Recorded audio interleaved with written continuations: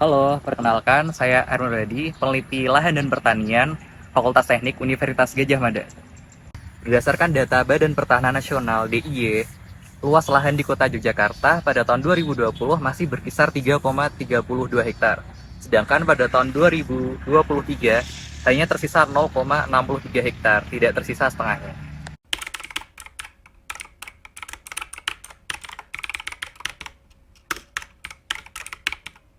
Penyebab banyaknya alih fungsi lahan yang pertama dari penggunaan lahan dan hasilnya itu tidak setara. Lalu yang kedua, UU, sistem pengaturan waris hak milik lahan itu tumpul.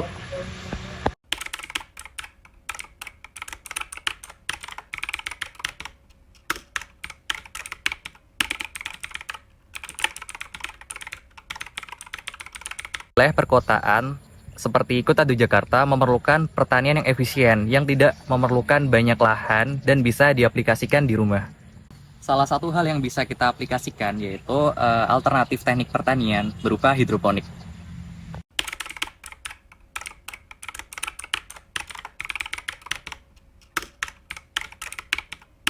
Hidroponik merupakan implementasi dari urban farming, di mana biasanya jika kita bertanam untuk menggunakan media tanah, hidroponik ini kita menggunakan media berupa air.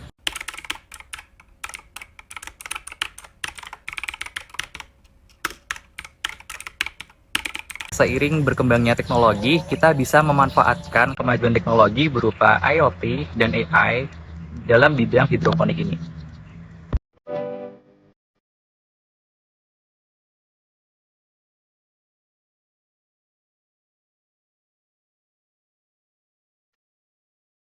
Halo teman-teman, nama saya Yuli Satya Putra Wijaya, bisa dipanggil Satya. Di sini saya pemilik kebun hidroponik ini, namanya adalah Metrotani Hidroponik. Metrotani Hidroponik ini sendiri sudah berdiri sejak 1 tahun yang lalu kurang lebih, yaitu pada sekitar bulan Agustus 2022.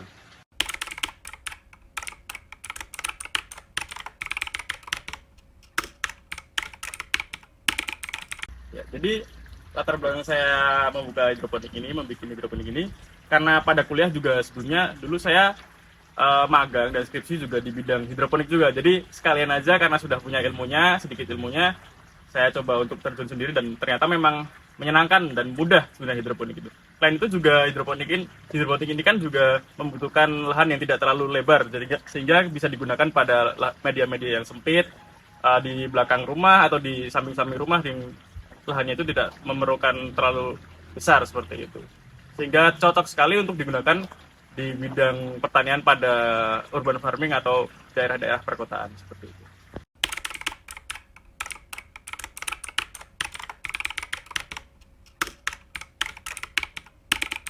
Untuk kekurangan dari hidroponik sendiri, yang pertama itu adalah tentunya hidroponik ini menggunakan listrik sebagai media untuk menyalurkan air dari tandon ke atas media-media semai ataupun media-media pembesaran di belakang sana.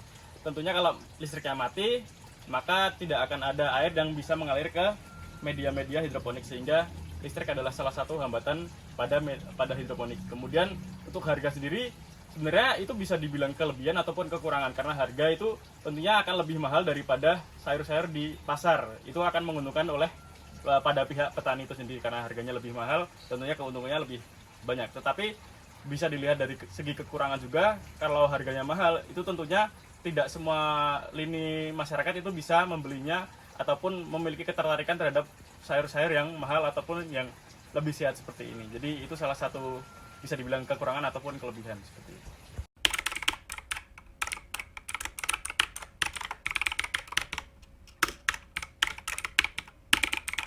Pada budidaya hidroponik ini sendiri kita tentunya kita menggunakan instalasi hidroponik seperti ini. Instalasi hidroponik seperti ini kita buat dengan menggunakan peralon seperti ini. Ini ukuran 2,5 inch yang akan kita sambung sehingga panjangnya menjadi 8 meter seperti ini. Kemudian di sini tiang-tiangnya ini menggunakan baja ringan. Sebenarnya juga bisa menggunakan bambu, tetapi itu kalau bambu kan biasanya lebih cepat rusak ataupun nanti harus ada penggantian. Tapi kalau menggunakan baja ringan tentunya akan lebih tahan lama, tetapi harganya lebih tinggi. Jadi itu plus minus itu sendiri. Kemudian untuk sistem airnya, hidroponik itu akan dialirkan secara terus-menerus sehingga nutrisinya akan selalu dialirkan selama 24 jam. Selama masih ada listrik, tentunya air itu akan selalu mengalir ke setiap tanaman-tanaman hidroponik itu sendiri. Kemudian di atas di sini ada namanya plastik UV. Ini digunakan untuk yang pertama tentunya untuk menahan air hujan agar tidak merusak daun-daun pada sayuran daun ini sendiri. Kemudian juga untuk mengurangi paparan sinar UV yang dapat merusak tanaman. Kemudian pada tanaman-tanaman ini, setiap individu tanaman memiliki, kita tanam pada media tanam rock wool seperti ini. Rock wool ini terbuat dari batuan vulkanik yang dipanaskan kemudian dibuat seperti busa seperti ini. Kemudian untuk nutrisinya itu sendiri kita menggunakan nutrisi yang khusus yang dinamakan AB Mix. Kenapa dinamakan AB Mix? Karena AB Mix ini terdiri dari dua larutan nutrisi yang berbeda, nutrisi A dan nutrisi B. Kenapa harus dibedakan? Karena nutrisi ini tidak bisa langsung dicampurkan, sehingga harus kita larutkan masing-masing terlebih dahulu, kemudian baru kita campurkan pada tandon air yang ada di bawah instalasi hidroponik ini, seperti itu.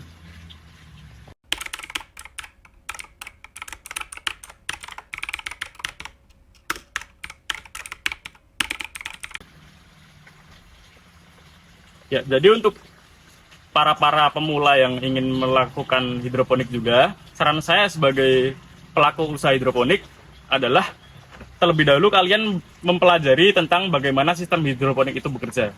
Bisa kalian belajar dari YouTube ataupun dari mentor-mentor yang ada. Kemudian selain itu kalian juga bisa melakukan hidroponik dengan skala yang lebih kecil terlebih dahulu. Mungkin bisa menggunakan instalasi yang kecil atau menggunakan instalasi yang sederhana dengan baskom, sehingga kalian juga bisa tahu terlebih dahulu bagaimana sih hidroponik itu bekerja. Baru nanti kalau sudah merasa, oh ternyata hidroponik itu enak dan ternyata alurnya seperti ini, sehingga kalau kalian sudah bisa melakukan hidroponik dengan baik dan benar dan sudah mantap, sudah punya modal juga, baru nanti kalian bisa menaikkan produksi kalian dengan menambah instalasi seperti ini dengan jumlah yang lebih banyak, seperti itu.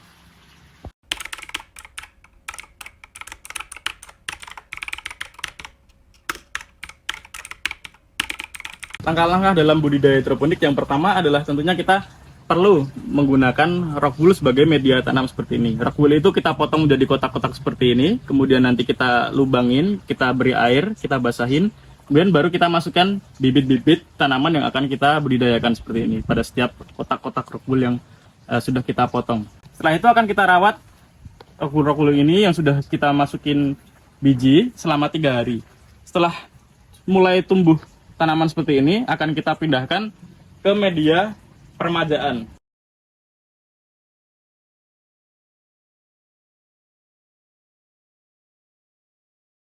Setelah dipindah di media permajaan seperti ini, akan diberikan nutrisi yang mengalir selama 24 jam. Setelah itu kita diamkan di sini, kita rawat dengan baik sampai dengan usia 1-2 minggu. Sampai tanaman yang sudah ada di sini cukup besar dan siap untuk dipindahkan pada media pembesaran. Setelah tanaman yang ada di media permajaan cukup dewasa, sudah berusia 1-2 minggu, dan sekiranya sudah cukup besar untuk dimasukkan ke media pembesaran, lalu akan kita masukkan ke media-media pembesaran ini, instalasi pembesaran ini. Kita masukkan pada setiap lubang, dan kita berikan nutrisi selama kurang lebih 30 hari, sampai dengan dia berukuran cukup besar dan siap untuk dipanen. Untuk pemanenan itu sendiri sangat mudah, nanti kita tinggal copot saja, kita angkat tanaman ini dari lubangnya, kemudian kita bersihkan daun-daun yang kering ataupun yang rusak, baru kita peras dari rock wool ini sendiri agar airnya keluar dan bersih seperti ini. Baru setelah itu akan kita packing, kita masukkan plastik dan siap untuk diberikan ke konsumen.